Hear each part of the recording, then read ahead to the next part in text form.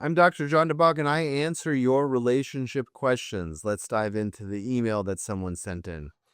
Dear John, my husband gets very close to our teenage daughter in a way that makes me uncomfortable. Nothing explicitly inappropriate, but the boundaries feel off. When I bring it up, he says I'm projecting and making something out of nothing. I feel sick even writing this, but I don't know if I'm overreacting or ignoring something serious. What do you do when your instinct feels strong? Fatima in Dubai. It's always nice to get an international writer in. Thank you so much for sending it in. Fatima, this is one of those situations where you don't get the luxury of brushing it off just to keep peace. I'm sorry to say. When your instincts are this loud, you pay attention, not blindly, not hysterically, but seriously and deliberately, because the cost of ignoring something real here is far too high.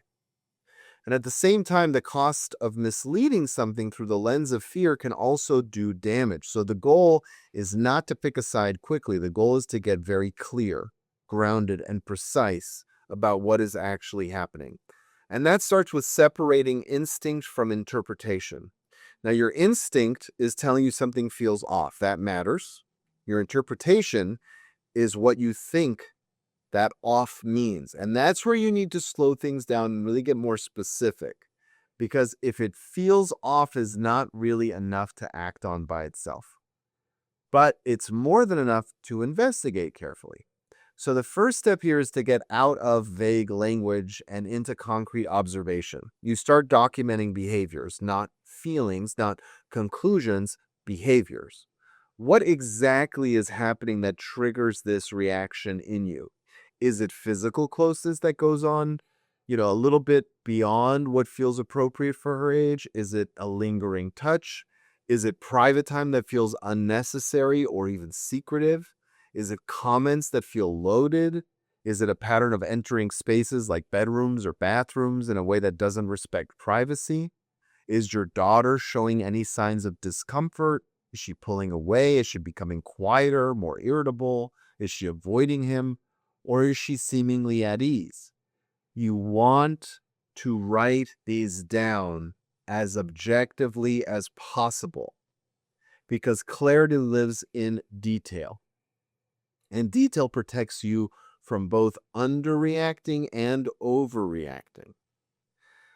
Now, there's another piece you brought up indirectly that needs to be addressed directly, your own history.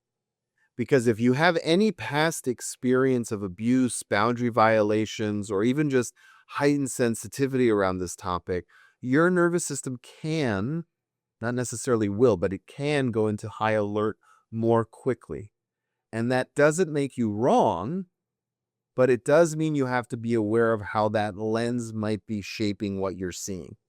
So it's worth asking yourself honestly, is there anything in my own past that could be amplifying my reaction here? Again, not to dismiss your instinct, but to understand the full picture of what's informing it. Because the goal is accuracy, not dismissal. I don't want you to think I'm saying just to brush it under the rug. That's not what I'm saying. Now let's talk about the other side of this because you already know it exists. Sometimes those instincts, they're dead on. Sometimes what starts as a vague sense of discomfort turns out to be something very real and very serious. And I've seen that play out in ways that are devastating, which is exactly why you don't ignore this. You don't minimize it. You don't allow someone else to shut it down with you're just projecting. That's not okay. Because even if you were projecting, the right response from a partner is not dismissal, it's curiosity and it's care. It's help me understand what you're seeing so we can make sure everything is appropriate and safe. That's what you want to hear, right? So his response here matters. It's not as proof of anything on its own, but as information about how he handles a concern that should be taken very seriously, regardless of its origin. Now, let's talk about your daughter for a second, because she's central to this, obviously. And how you approach her matters a lot. You don't want to alarm her. You don't want to put ideas in her head. And you don't want to make her feel like she's in the middle of something she has to solve. It's a big burden for a teenager. But you also don't want to, let me rephrase that. You do want to create a space for her to express anything that might already be there. So it's not an interrogation. It's not, has your dad ever done something inappropriate? Don't do that. It's a calm, open-ended conversation that communicates safety. And what does it sound like? Let me give you like an example, right? Something along the lines of, hey, I want to check in with you about something. So as you're getting older, your boundaries matter more and more. And I want to make sure you always feel comfortable speaking up if anything ever feels off with anyone. Doesn't matter if they're friends, family, if it happens at school or at home. I want you to know you can speak up with anybody about anything that feels off. And then you listen. You don't lead. You don't suggest. You just create room. You create the space for her to talk. Because if there's something there, you want her to feel like she can bring it to you without fear or confusion. And if there isn't, you've still reinforced something really important, which is that her comfort and her boundaries matter. Okay, now let's go back to your husband. Because at some point, this has to be addressed much more directly. But how you approach it depends on what you're seeing and what you're hearing. If your observations are vague and your daughter is not expressing discomfort, then the conversation is more about boundaries and awareness. Some of the interactions I'm seeing just don't sit right with me, and I need us to be very clear about what appropriate boundaries look like as she gets older. You're not accusing, you're just setting a standard. If, however, your observations are specific and concerning, or your daughter expresses discomfort, then the conversation shifts, becomes more direct, obviously more serious, and less open to debate. Because at that point, you're not just discussing discomfort, you're addressing behavior that needs to change immediately. And here's the part that can't be overlooked. If at any point you see clear boundary violations or your daughter indicates that she feels uncomfortable or unsafe, this moves beyond conversation, at least in my opinion.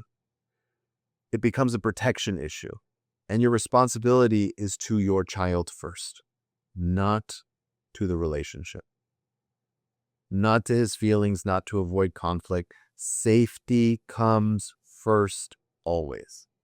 And that might mean creating distance, bringing in a professional, or taking further steps depending on, the severity of what's happening. Now, I want to bring this back to something simple but critical. You're not crazy for feeling what you're feeling, but you also don't act on feelings alone in a situation this serious. You can't. You pair instinct with observation. You gather information. You create space for truth to show up. And then you respond based on what's actually there, not what you fear and not what you're being told to ignore, because either outcome requires action. If this is a misinterpretation, you still need clearer boundaries and better communication. And if this is something real, then it needs to be addressed immediately and very decisively. And the worst place to sit is in the middle, where you doubt yourself enough to do nothing while something potentially serious continues. Whew. Bad place. So take this seriously, get specific, stay grounded, and prioritize clarity over comfort. I wish you the best of luck, Fatima. If you have a question you want me to answer, there are directions in the description below on how to submit it for my team and me to consider it for the show. And don't forget to like and subscribe.